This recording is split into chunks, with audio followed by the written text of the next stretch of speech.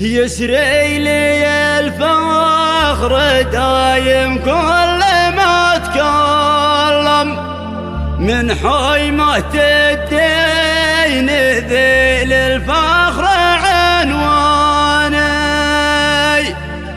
حيث الرجال الشوامخ والحياة ودصم، وحيث ما بي وجدي فيها وصاني، وحيث ما بي وجدي فيها وصاني. بعنوان مواقف الجيد بقلم الأخ الشاعر المعروف رشاد بن حمود اليسري، إهداء إلى الشيخ راجح محمد راجح اليسري وآل اليسري كافة، تحكي وتعبر بما فيها أداء الشاعر الكرار عطيفة.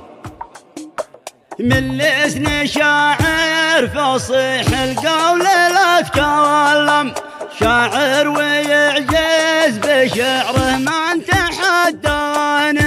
من لسن شاعر فصيح القول لا تكلم، شاعر ويعجز بشعره من تحداني.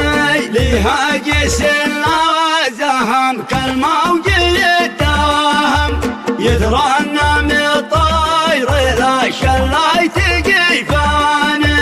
من بعدها يا هجوس شعرها تنغم، قصيد يسمع بها القصيد معداني. باسم الركا والذراع والدرع والمحزم، ربعي رجال الوفاء اللي لهم شاني. وباسم من له مواقف خالده ترسم، شيخ الكرم والإباء من قادم أزماني. الشيخ راجح سهيل المجد حيدر أصيم، في صيته المتسع في كامل أوطاني. بلا حضر كل من حوله يقول وتم، وفوض الكل من عقال وعياني. دربك فوق الطلع يخضع ولا يهزم، وسيرته خير سيره عبر الأزمان.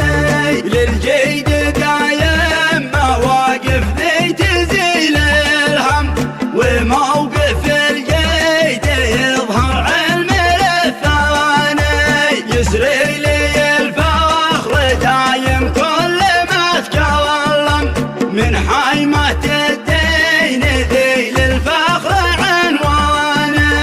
حيث الرجال الشوامخ والحياة ودصم، وحيث ما بي وجدي فيها وصاني. من أجلكم قد تعنها جسي واهتم، وانضم حروف القوافي بعد بالحاني. يسري لي